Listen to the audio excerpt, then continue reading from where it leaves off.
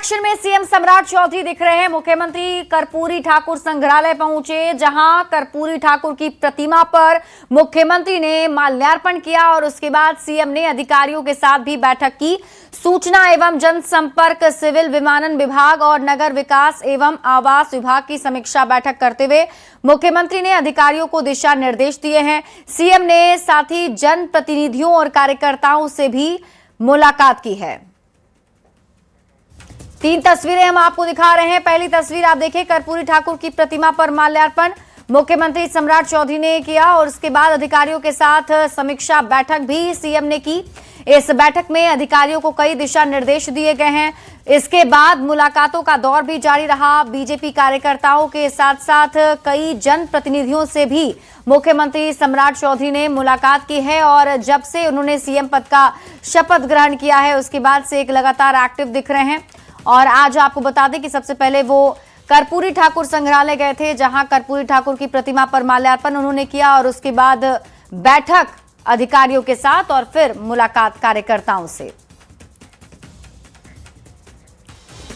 बिहार विधानसभा के विशेष सत्र की घोषणा की गई है। 24 अप्रैल को विधानसभा का विशेष सत्र बुलाया गया है, जिसमें सीएम सम्राट चौधरी सदन में विश्वास मत प्रस्ताव पेश करेंगे। विश्वास मत प्रस्ताव के जरिए अपना बहुमत साबित करेंगे मुख्यमंत्री सम्राट चौधरी। तो बड़ी खबर आपको इस वक्त की बता रहे हैं, विधानसभा का विशेष सत्र की घोषणा की गई है और आपको बता दें 24 अप्रैल को विधानसभा का ये विशेष सत्र बुलाया गया है, जिसमें सीएम सम्राट विश्वास मत पेश करेंगे।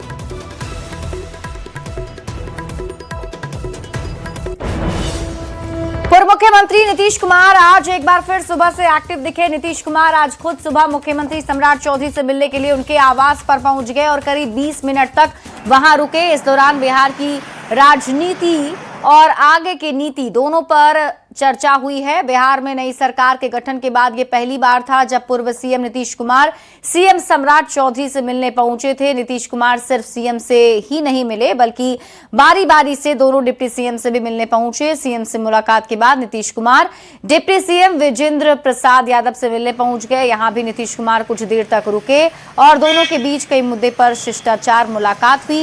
इसके बाद नीतीश कुमार डिप्टी सीएम विजय चौधरी के आवास भी पहुंच गए। यहां भी नीतीश कुमार ने कुछ देर तक रुककर विजय चौधरी के साथ कई मुद्दे पर बातचीत की और फिर यहां से निकल गए।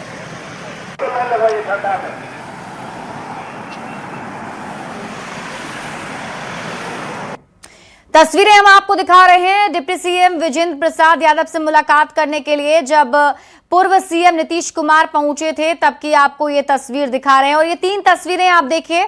आज पूर्व सीएम नीतीश कुमार ने सबसे पहले मुख्यमंत्री सम्राट चौधरी से मुलाकात की, जिसमें 20 मिनट तक वो उनके आवास पर रहे। बातचीत दोनों नेताओं के बीच में हुई और उसके बाद दोनों ही डिप्टी सीएम से मिलने के लिए उनके घर पर पूर्व सीएम नीतीश कुमार पहुंचे थे। कई मुद्दों पर बताया जा रहा है कि दोनों नेताओं के बीच बातचीत हुई है। पहली तस्वीर आप देख रहे हैं, विजय चौधरी के घर से बाहर निकलते हुए पूर्व सीएम नीतीश कुमार, और ये दूसरी तस्वीर जो आप देख रहे हैं ये सीएम सम्राट चौधरी के आवास पर नीतीश कुमार पहुंचे थे, उनसे मुलाकात हुई। और तीसरी तस्वीर आपको दिखा रहे हैं डिप्टी सीएम विजेंद्र प्रसाद यादव के आवास की, जहां पूर्व सीएम ने पहुंचकर मुलाकात की है। इस वक्त हमारे साथ बिहार के डिप्टी सीएम विजय चौधरी मौजूद हैं। सर, आपको एक नई जिम्मेवारी मिली और चुनौती वाली भी जिम्मेवारी। आने वाले जब तक आप लोग का शासन है, आने वाले 5 साल में आपका रोड मैप क्या है सर? नई जिम्मेदारी जो मिली है, इसके लिए तो सबसे पहले हम श्री नीतीश कुमार जी के प्रति कृतज्ञता ज्ञापित करते हैं, क्योंकि ये जिम्मेदारी मुझे उन्हीं के माध्यम से मिली। और जहां तक रोड मैप की बात है, तो रोड मैप वही रोड मैप है जो श्री नीतीश कुमार जी बना के गए हैं। जो लकीर उन्होंने खींची है, जो रास्ता उन्होंने बनाया है, हम लोग को उसी रास्ते पे चलना है और उसी लकीर के सहारे चलना है। इसलिए रोड मैप तो हमारा बना हुआ है। सर, आज भी सुबह सुबह में आपके राष्ट्रीय अध्यक्ष मिलने आए थे, कैसा लगा, कैसा माहौल लगा? वो तो उनको सुबह में आज आ गए तो काफी लोग भी थे, तो सब लोगों से मिले और उसके बाद दूसरे उप मुख्यमंत्री विजेंद्र बाबू से भी मिले, फिर संयोग से हम भी थे तो नीतीश कुमार जी के साथ हम लोग मुख्यमंत्री श्री सम्राट जी से भी मिले। वो बस एक आपसी मुलाकात थी। तो ये था हमारे बिहार के डिप्टी सीएम विजय चौधरी। कैमरामैन सुबोध के साथ आनंद अमृतराज, न्यूज 18 नेटवर्क, पटना। बिहार में कई नेताओं की सुरक्षा में बदलाव किया गया है। जेडीयू नेता और पूर्व मुख्यमंत्री नीतीश कुमार के बेटे निशांत कुमार को जेड श्रेणी की सुरक्षा दी गई है, जबकि दोनों डिप्टी सीएम विजेंद्र प्रसाद यादव और विजय चौधरी और पूर्व डिप्टी सीएम विजय सिन्हा, तीनों की सुरक्षा बराबर कर दी गई है। तीनों की सुरक्षा जेड श्रेणी की कर दी गई है। पहले डिप्टी सीएम के नाते विजय सिन्हा को Z+ श्रेणी की सुरक्षा मिली भी थी। पूर्व मंत्री श्रवण कुमार की भी सुरक्षा बढ़ाई गई। पहले इन्हें भी कोई सुरक्षा नहीं थी, लेकिन अब श्रवण कुमार की सुरक्षा स्क्वाड के साथ Y+ कर दी गई है। इससे पहले 17 अप्रैल को दोनों डिप्टी सीएम विजेंद्र प्रसाद यादव और विजय चौधरी की सुरक्षा भी Z श्रेणी की गई थी।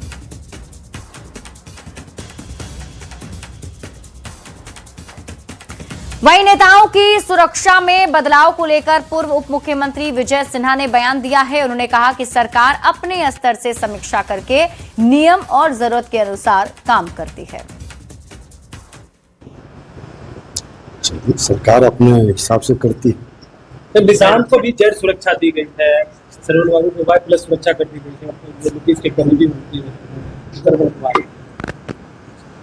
सरकार अपने नियम से और उनकी आवश्यकता के अनुसार करती है। खबर जमुई से है, जहां बरहट प्रखंड के मलयपुर कन्या मध्य विद्यालय में भीषण गर्मी के कारण कक्षा 4 की 3 छात्राएं अचानक बेहोश हो गईं। घटना के बाद स्कूल परिसर में अफरा तफरी का माहौल बन गया। शिक्षकों ने तुरंत छात्राओं को अस्पताल भेजा है। अस्पताल में प्राथमिक उपचार के बाद तीनों छात्राओं की स्थिति अब स्थिर बताई जा रही है। तो इस वक्त की बड़ी खबर आपको जमुई से बता रहे हैं, जहां 3 छात्राओं की तबियत अचानक बिगड़ गई। भीषण गर्मी की वजह से ये तीनों छात्राएं बेहोश हो गई थीं, जिसके बाद सभी को अस्पताल भेजा गया है। मलयपुर कन्या मध्य विद्यालय की घटना बताई जा रही है। इस घटना से स्कूल में हड़कंप मच गया।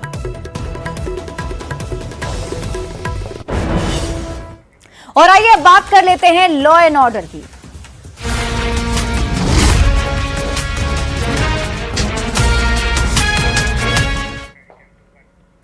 मोतिहारी से आपको बड़ी खबर दिखाते हैं, जहां संदिग्ध हालत में एक युवक की मौत की खबर मिल रही है। बनारसी शाह की संदिग्ध हालत में मौत हो गई। शराब पीने से मौत की आशंका जताई जा रही है। हिरासत में शराब पिलाने वाला भोला लिया गया है। कई लोगों के बीमार होने की सूचना भी है। जहां शराब पी गई वहां से भी शराब जब्त की गई है। अब शव को पोस्टमार्टम के लिए भेजा गया है और फिर जहरीली शराब कांड की आशंका जताई जा रही है। तुरकोलिया के टिकैता गोविंदापुर गांव का ये मामला बताया जा रहा है, जहां पर जहरीली शराब कांड होने की आशंका जाहिर की जा रही है। और ऐसे में अब लोगों के बीच दहशत का माहौल भी बना हुआ है, क्योंकि कई लोग अभी बीमार बताए जा रहे हैं। हालांकि प्रशासन की टीम लगातार कार्रवाई कर रही है। भूसा उसा डोला ना, एगो आगू लड़का रहे दारू ले आयल सब। रात कहीं से जाके दारू ले आके देलक, इनका के पीलक लोग। ओकरा बाद में 2 बजे रात में एगो उल्टी भेल आ उल्टिया भेल तो बाद में लोल हनी ओइठे तो हमारा घरवा से तंगा दूर हम घरवा बाटे खबर गेला हमारे घरे जे मेहमान का ऐसा भेल बाप गेलिए से टेम्पू लेके आ लाद गल ऐसे तो यहाँ से यहाँ हॉस्पिटल के गेट पर डॉक्टर साहब निकल हम तो डेट वाला तो कहना कि दम टूट गल बात लड़का लोग घुमा के लेके चल गए। सुन गए वे जानकारी मिलल तो जहरीला शराब से मरल। कहाँ शराब पी ले रहा हाथे पीले रहलन ले आके देलन भोला सा पीलन घर रात के 8-9 बजे खानी सुबह 5 बजे खानी देर में लहर उठल बाद लेके आई सन तो तोर के बानु तूफा बाण काम कदी करेलन ठीक काम कर शराब पीलन तो की जानकारी मिलल शराब मिल रखलौ रहलन खाना प्रशासन लोग ले गेल। मोतिहारी में संदिग्ध जहरीली शराब कांड में एक आरोपी भोला को हिरासत में लिया गया है। हालांकि भोला ने बनारसी शाह को शराब पिलाने की घटना से इनकार किया है। भोला से जब पूछा गया कि बनारसी शाह की पत्नी ने भोला पर शराब पिलाने का आरोप लगाया, तो भोला ने कहा कि परिवार के लोग झूठ बोल रहे हैं और हमें किसी न किसी वजह से फंसाया जा रहा है। तो बड़ी खबर आपको बता रहे हैं मोतिहारी जहरीली शराब कांड को लेकर के अब एक बड़ी जानकारी सामने आ रही है। जिस आदमी भोला पर शराब पिलाने का आरोप लगा है उसने इस आरोप से इनकार कर दिया है। तो बनारसी साहब की पत्नी बोल रही है कि सुबह में भी दारू पिलाए थे, शाम में भी दारू पिलाए थे। ये गलत बात है सर, कोई फंसा रहा है हमको गाँव के लोग। क्यों फंसा रहे हैं? आपका दुश्मनी है उससे? सर ये तो मालूम नहीं है। आप क्या करते हैं? हम ऑटो चलाते हैं और खाना का काम करते हैं। और अपना खुद का है? जी साला का है मेरा। और जब डीजल पहले ऑटो था तो डीजल वाला ख़राब हो गया है तो हम उसको रखे हैं घर पे। जो डीजल गाँव के आता है तो साला का टेम्पू लेकर हम कमाते हैं और खाना का काम भी करते हैं। तो बनारसी की डेथ कैसे हुआ? जी ये मालूम नहीं है। सुबह हाला लोग किया है तो उनके दरवाजे पर हम गए। आज सुबह हम गए थे? जी सुबह 5:30 हाँ 5:30 पौने 6 बजे हाला वाला सब लोग गया है दौड़ के ना, तो हम गए हैं तो उसको ई रिक्शा पर ले गया है। अच्छा, इलाज कराने के लिए? जी जी। तो उसकी पत्नी बोल रही है कि आप ही दारू पिलाए हैं। गलत बात है, गाँव के लोग हमको कहीं फंसा रहा होगा कोई चीज़ के लिए। तो कैसे डेथ हुआ उसका? ये तो मालूम नहीं है सर कैसे हुआ। कब हुआ डेथ उसका? और सुबह में। आज सुबह में? जी 5:30-6 बजे। और पहले से खांसते भी हमेशा। पटना में नशे के खिलाफ पुलिस सख्त नजर आ रही है। पुलिस ने 2 घटनाक्रमों में गुप्त सूचना के आधार पर छापेमारी कर 700 लीटर देसी शराब बरामद की है। वहीं मामले में 2 अवैध शराब कारोबारियों को भी गिरफ्तार किया गया है। मामले में प्रभारी डीएसपी ने तस्करों को चेतावनी दी कि अवैध शराब के खिलाफ छापेमारी अभियान लगातार जारी है। ये लोग थे, गुप्त सूचना के आलोक में योजनानुसार जांच कार्रवाई प्रारंभ की गई। जांच के क्रम में एक ऑटो से 340 लीटर अवैध देसी शराब, एक मोटरसाइकिल से 360 लीटर देसी शराब और एक चोरी की सीएनजी की ऑटो बरामद हुई और 2 व्यक्ति जो गिरफ्तार हुए हैं देसी शराब के साथ। बड़ी खबर आपको पटना से दिखाते हैं, जहां आलमगंज थाना क्षेत्र के सादिकपुर सराय मोहल्ले में अज्ञात अपराधियों ने एक युवक को गोली मार दी है, जिससे वो गंभीर रूप से घायल हो गया है। घटना के बाद स्थानीय लोगों की मदद से उसे तुरंत एनएमसीएच अस्पताल में भर्ती कराया गया, जहां उसकी हालत नाजुक बनी हुई है। पुलिस मौके पर पहुंचकर मामले की जांच में जुटी हुई है। फिलहाल हमले के पीछे की वजह स्पष्ट नहीं हो सकी, लेकिन शुरुआती जांच में आपसी रंजिश की आशंका जताई जा रही है। तस्वीरें भी हम आपको दिखा रहे हैं, जहां से पुलिस ने कई खोखे बरामद किए हैं। अज्ञात अपराधियों ने युवक पर गोली चलाई है। शहबान नाम का लड़का है, शहबान खान, जिसका यहाँ पे गिफ्ट कॉर्नर है, उसी पे गोली चली और गोली चलाने के बाद लड़का लोग जो इधर से फरार हो गया। कितने गोली चली है? गोली लगता है कि 2-3 गोली चलाया है सीने पर, ठीक है ना। और लड़का एनएमसीएच में भर्ती है। अभी क्या है उसका अभी बता नहीं सकते हैं। कपड़े की दुकान में बैठे हुए थे और हम नमाज़ पढ़ के निकले हैं। नमाज़ पढ़ के निकले के बाद हम ये देख रहे हैं कि पट पट पट आवाज़ आ रही है। आवाज़ आ रही है तो हम कहा कि भाई पटाखा कौन छोड़ा। इतना भी देखा कि दौड़ा चला रहा है कि गोली मेरे लग गया, समझे ना। और उससे 3-4 लड़का देखा कि भागता चला जा रहा है इधर इस साइड में, पीछे से सिर्फ देखा है। सादिकपुर का लड़का है 30 साल का शहबान, वो अपने दोस्त के दुकान पे बैठा हुआ था। उसको अज्ञात लोगों ने गोली मारी है, 2 लोग ने।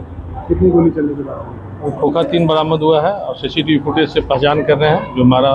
लड़का खतरे से बाहर है, अभी बच जाएगा। कितनी संख्या में अपराधी थे सर वहाँ पर? एक बाइक से अभी 2 3 2 ही दिख रहा है। अभी तो नहीं बताया, अभी तो जिसको गोली लगा उससे पूछताछ करके हम लोग निकले हैं। मुंगेर में मामूली विवाद को लेकर 2 पक्ष के दर्जनों लोगों में जमकर लाठी डंडे चले हैं, मारपीट हुई है, जिसके बाद सोशल मीडिया पर मारपीट का एक वीडियो भी तेजी से वायरल हो रहा है। पूरा मामला वासुदेवपुर थाना क्षेत्र के चौखंडी गांव का है। बताया जा रहा है कि अनीता देवी के घर के पीछे कुछ खाली जगह है, जहां पड़ोसी ने आकर अपना सामान रख दिया। सामान रखने को लेकर विवाद बढ़ता चला गया और ये विवाद बढ़ते बढ़ते हिंसक खूनी झड़प में बदल गया। दोनों पक्ष की शिकायत के आधार पर पुलिस ने दोनों पक्ष के 2 लोगों को गिरफ्तार किया है और मामले की जांच में जुटी हुई है। लड़की है, वो भी अभी डॉक्टर है। शुरुआत पहले इसको मार के दोनों जीव पति पत्नी दोनों को जान से मारने का पूरा प्रयास हुआ। ये बेहोश हो गई मारते मारते। इसका पति का हाथ टूट के गिर गया, कोई अभी उपचार में है। दूसरा, मेरे ससुर जी इनको बचाने के लिए जैसे ऐसे हुलके कि उतना देर में हमारे ससुर जी को भी दर वीडियो भी साफ है कैमरा में, पीटने लगे। इन लोग के चक्कर में फिर मेरा पति दौड़ा तो उसको भी 10 मिल के चूर दिया। अब इसके चक्कर में हमारे को बड़ी बेटी 20-22 साल के है, वो भी डरा, उसके साथ 4 को 50 साल जो बदतमीजी किया कि हम बता नहीं सकते हैं। और आइए अब नजर डालते हैं देश दुनिया की खबरों पर।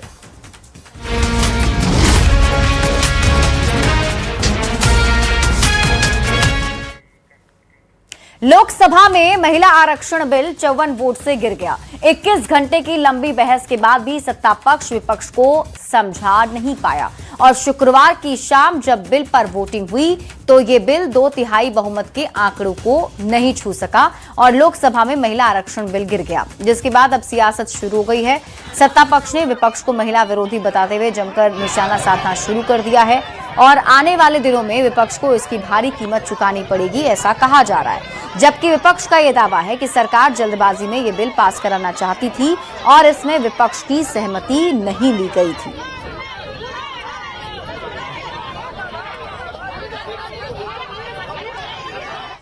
पीएम मोदी आज देश को संबोधित करेंगे। रात 8:30 बजे देश को संबोधित करने वाले हैं प्रधानमंत्री नरेंद्र मोदी।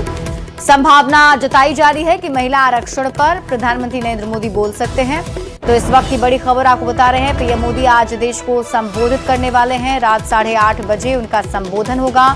महिला आरक्षण पर प्रधानमंत्री नरेंद्र मोदी अपनी बात रख सकते हैं। और इस वक्त की बड़ी खबर आपको बताते हैं, राहुल गांधी के घर के बाहर बीजेपी का प्रदर्शन। महिला आरक्षण के मुद्दे पर बीजेपी का प्रदर्शन देखने को मिला है। प्रदर्शन में हेमा मालिनी और बांसुरी स्वराज शामिल हुई हैं। कांग्रेस की वजह से नारी शक्ति दुखी है, हेमा मालिनी ने ये आरोप लगाया है। तस्वीरें भी हम आपको दिखा रहे हैं।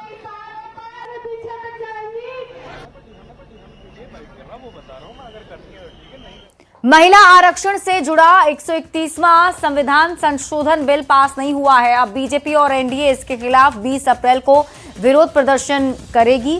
बीजेपी कार्यालय में बैठक के बाद बीजेपी के प्रदेश अध्यक्ष संजय सरावगी ने कहा, विपक्ष देश की मां और बहनों को अधिकार नहीं देना चाहता है। देश की महिलाएं आक्रोशित हैं।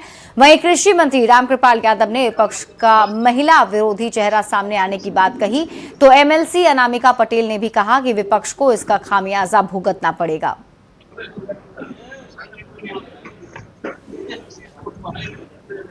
उसमें जिस तरह से महागठबंधन ने विरोध किया, ये सरासर माननीय प्रधानमंत्री जी जो अधिकार देना चाहते थे बहनों को, उस अधिकार का हनन करने की बात हो रही है। पूरे देश की आज बहनें आक्रोशित है और यह आक्रोश सड़क पर उतरेगा बहनों पर। विपक्ष ने जो किया मैं उससे बिल्कुल भी अचंभित नहीं हूँ और एनडीए का कोई भी कार्यकर्ता अचंभित नहीं है। वो उनका असली चरित्र है जो उन्होंने दिखाया। उनके लिए महिला आरक्षण का अर्थ होता है अपने खुद अगर जेल में जाते हैं तो अपने घर की जो पत्नी है उनकी, लालू प्रसाद जी तो क्या करते हैं कि वो अपनी पत्नी को सीएम बना देते हैं। इसी में आज ये तय किया गया है कि 20 तारीख को हम लोग कारगिल चौक पर एक मार्च हम लोग निकालेंगे और उसके बाद एक वहाँ पर सभा का आयोजन किया जाएगा और भारत की जनता, बिहार की जनता, सारी महिलाएं इस तथ्य से अच्छी तरह से अवगत हो चुकी हैं कि भाजपा किस तरह से महिलाओं का साथ आदरणीय नरेंद्र मोदी जी उनको अवसर देना चाहते हैं, परंतु कांग्रेस और आरजेडी किस तरह से उनके विरुद्ध है। और अब बात मिडिल ईस्ट में जारी तनाव की करते हैं। ईरान में हॉर्मुज स्ट्रेट फिर बंद किया है। हॉर्मुज स्ट्रेट से जहाजों की आवाजाही फिर से बंद हो गई है। अमेरिकी नाकेबंदी न हटने पर हॉर्मुज स्ट्रेट बंद किया गया है। तो इस वक्त की बड़ी खबर आपको बता रहे हैं, मिडिल ईस्ट में तनाव बरकरार है और इस तनाव के बीच खबर ये सामने आ रही है कि ईरान ने हॉर्मुज स्ट्रेट फिर से बंद कर दिया है। हॉर्मुज स्ट्रेट से जहाजों की आवाजाही फिर से बंद हो गई है। अमेरिकी नाकेबंदी नहीं हटने पर हॉर्मुज स्ट्रेट को ईरान ने बंद कर दिया है। तो बड़ी जानकारी आपको दे रहे हैं और एक बार फिर से देखें, देश भर में किल्लत जो है वो हो सकती है कच्चे पदार्थों की, पेट्रोल की, डीजल की और एलपीजी गैस की। और इस वक्त एक और बड़ी खबर आपको बता रहे हैं, मुस्तफा खामेनेई ने सेना को जीत की बधाई दी है। ईरान के सेना दिवस पर मुस्तफा खामेनेई का संबोधन। इस संबोधन में मुस्तफा ने दुश्मन पर जीत का ऐलान किया। ईरान की ड्रोन और नौसेना पूरी तरह तैयार है, जिसकी तरफ से कहा गया है। तो इस वक्त की बड़ी खबर भी आपको बता रहे हैं, मुस्तफा खामेनेई ने सेना की जीत पर बधाई दी है और ईरान के सेना दिवस पर मुस्तफा खामेनेई ने संबोधन किया है, जिसमें उन्होंने ये कहा कि दुश्मन पर जीत हुई है। ईरान की ड्रोन और नौसेना पूरी तरह तैयार है। और खबरें आपको खेल से जुड़ी हुई दिखाते हैं। इंडियन प्रीमियर लीग के 27वें मुकाबले में सनराइजर्स हैदराबाद का मुकाबला चेन्नई सुपर किंग्स से होगा। यह मुकाबला हैदराबाद के राजीव गांधी क्रिकेट स्टेडियम में खेला जाएगा और इस मैदान पर इस सीजन ये तीसरा मुकाबला है। दोनों टीमों के लिए यह सीजन अब तक मिला जुला रहा है। सीएसके और एसआरएच दोनों ने ही अपने तक 5 मैचों में 2-2 मैच जीते हैं। वहीं अगर आंकड़ों की बात की जाए तो चेन्नई ने हैदराबाद के मुकाबले लगभग डबल मैच जीते हैं।